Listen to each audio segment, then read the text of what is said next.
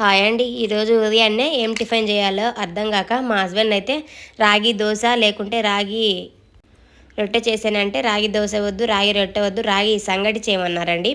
సరే కదా అనేసి అయితే కొంచెం రైస్ అయితే నానబెట్టి ఇక్కడ రాగి ముద్ద అయితే చేశానండి. మా హస్బెండ్ ఇక్కడ ఇలా నేను చేస్తుంటే మా అమ్మ అయితే ఊరి దగ్గర బాగా చేస్తుంది, తెడ్డుకడత తిప్పితే మొత్తం మిక్స్ అవ్వాలి అంతే అన్నారు. ఎంతైనా అమ్మ ఫుడ్లే, ఇక్కడ పిల్లల ఫుడ్లే. అమ్మ చేసే వంటలు అమృతంలానే అనిపిస్తాయి ఏ కొడుకైనా.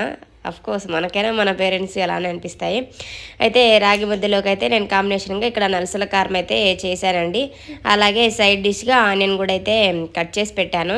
పిల్లల కోసం అయితే ఇద్దరికి రాగి రొట్టె అయితే చేశానండి. దాంట్లో ఆనియన్, క్యారెట్, జీలకర్ర ఇవంతా వేసి పిల్లలకైతే రాగి రొట్టె చేశాను.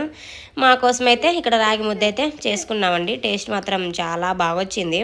విలేజ్లలో అంటే ఇవి ఉంటాయండి, తెడ్డు కట్టలు అనేవి ఉంటాయి, దాంతో ఎనిపితే బాగా మిక్స్ అవుతుందండి. అలానే నాకు వచ్చినట్టయితే చేశానండి, చేస్తాను పర్లేదు. పెరుగన్నంలో అయితే రాగి ముద్ద సూపర్ టేస్ట్ అండి. అయితే నాకు ఒక చిన్న డౌట్ అండి, రాగి ముద్ద నములుతారా మింగుతారా కామెంట్ చేయండి.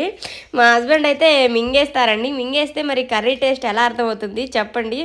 నేనైతే నమిలేస్తాను. వీడియో నచ్చితే సబ్స్క్రైబ్.